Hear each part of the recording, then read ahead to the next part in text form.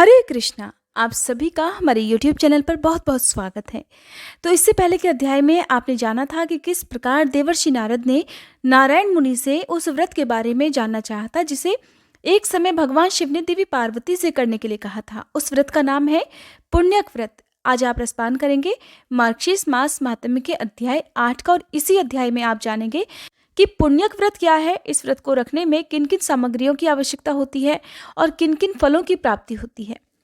श्री नारायण मुनि कहते हैं कि हे नारद, पुण्यक व्रत का विधान सुनकर देवी पार्वती जी का मन प्रसन्न हो गया। फिर उन्होंने व्रत की संपूर्ण विधि के विषय में प्रश्न करना आरंभ कर दिया। देवी पार्वती बोली, हे नाथ, आप वेद वेताओं में श्रेष्ठ, करुणा के सागर और परात्पर हैं। हे दीनबंधु, कृपया इस व्रत का सारा विधान मुझे बताइए। प्रभु, कौन कौन से द्रव्य और फल इस व्रत में उपयोगी होते हैं, इसका समय क्या है, किस नियम का पालन करना होता है, इसमें आहार का अर्थात भोजन का क्या विधान है और इसमें क्या फल होता है, ये सब मुझे विनम्र सेविका से वर्णन कीजिए।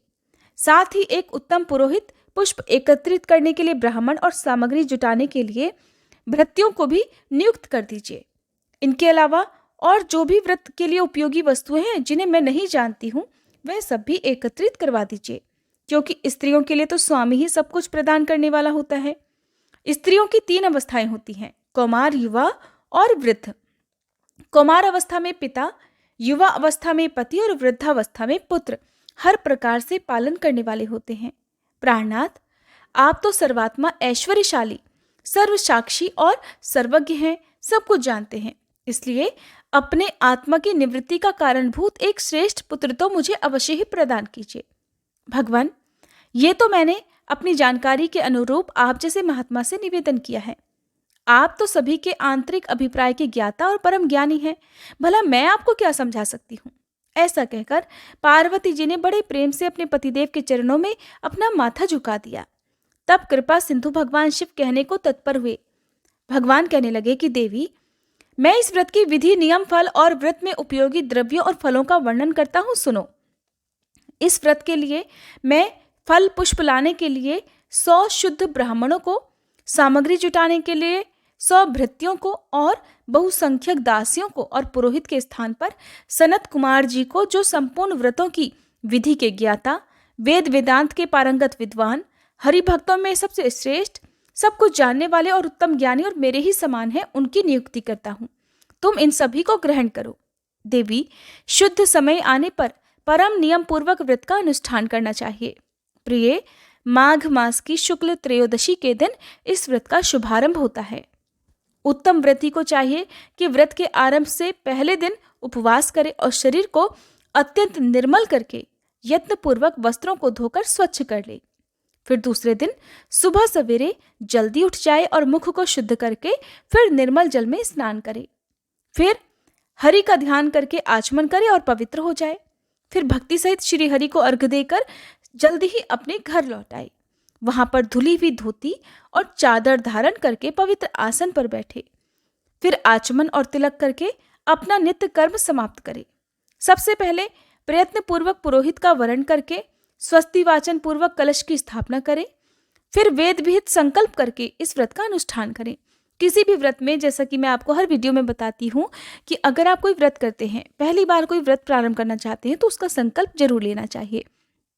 भगवान शिव कहते हैं कि इन सब के बाद सौंदर्य, नेत्र दीप्ति, विविध अंगों के सौंदर्य, पति सौभाग्य आदि के लिए तरह तरह की वस्तुओं के संख्या सहित समर्पण करने की बात कहकर फिर से बोले कि देवी, पुत्र प्राप्ति के लिए कूष्मांड, नारियल, जंबीर और श्रीफल, इन फलों को श्रीहरि को समर्पित करना चाहिए। व्रत करने वाले भक्तों को चाहिए कि व्रत के दिन संपत्ति की वृद्धि करने के लिए झांझ, मजीरा आदि तरह तरह के बाजे बजाकर श्रीहरि को सुनाएं। फिर स्वामी की भोग वृद्धि के लिए भक्तिपूर्वक श्रीहरि को मनोहर खीर और शक्कर युक्त घी और पूड़ी का भोग प्रदान करें। हरि भक्ति की विशेष उन्नति के लिए अपनी इच्छा से सुगंधित फूलों की 1,00,000 माला, जो कि टूटी भी ना हो, भक्तिपूर्वक श्री हरि को अर्पित करनी चाहिए। हे दुर्गे, श्री कृष्ण की प्रसन्नता प्राप्ति के लिए नाना प्रकार के स्वादिष्ट और मधुर नैवेद्यों का भोग लगाना चाहिए। हे सुव्रते, इस व्रत में श्री कृष्ण को प्रसन्न करने के लिए भक्ति सहित तुलसी दल से संयुक्त तरह तरह के फूल निवेदित करने चाहिए।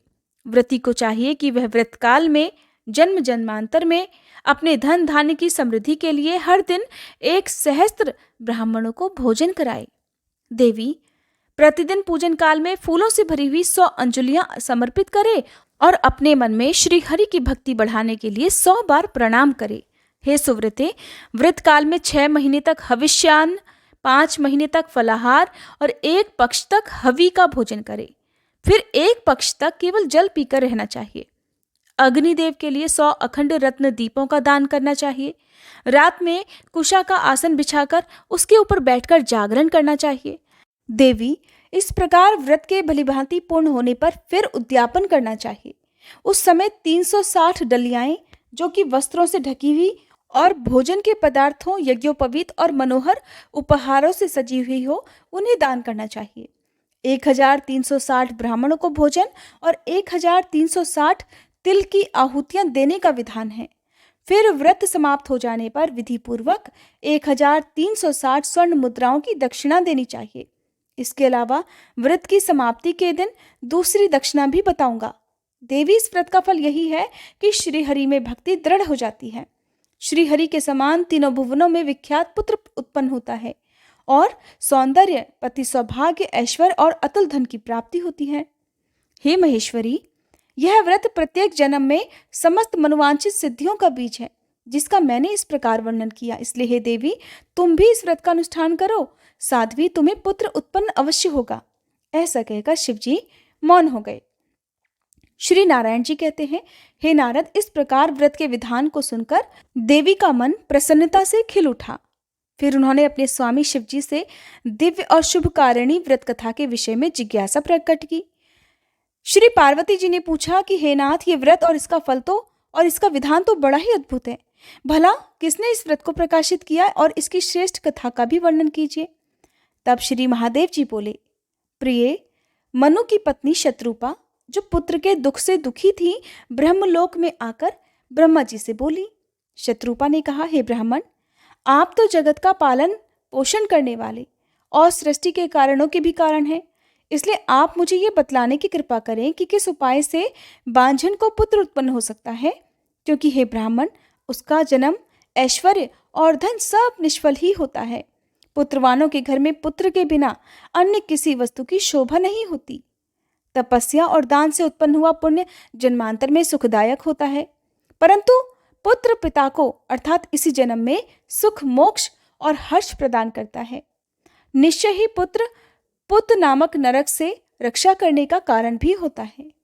हे ब्राह्मण, आप पुत्र ताप से संतप्त हुई मुझे अबला को पुत्र प्राप्ति का उपाय बतला दीजिए, तभी कल्याण है, अन्यथा मैं पति के साथ ही वन में चली जाऊंगी। आप प्रजा को धारण करने वाली पृथ्वी, धन, ऐश्वर्य और राज आदि ग्रहण कीजिए, क्योंकि हे तात, हम दोनों पुत्रहीनों को पुत्र के बिना इन सबसे कोई मतलब नहीं। साक्षात ब्रह्मा जी से ऐसा कहकर शत्रुपा फूट फूट कर रोने लगी। तब उसकी ओर देखकर कृपालु ब्रह्मा जी ने कहा, वत्से, जो समस्त ऐश्वर्य आदि का कारण रूप, सभी मनोरथों को देने वाला और शुभ कारक है, उस सुखदायक पुत्र प्राप्ति के उपाय का वर्णन करता हूं, सुनो। हे सुव्रते, माघ मास के शुक्ल पक्ष की त्रयोदशी तिथि के दिन शुद्ध काल में सर्वस्व प्रदान करने वाले श्री कृष्ण की आराधना करके इस उत्तम पुण्यक व्रत का अनुष्ठान करना चाहिए।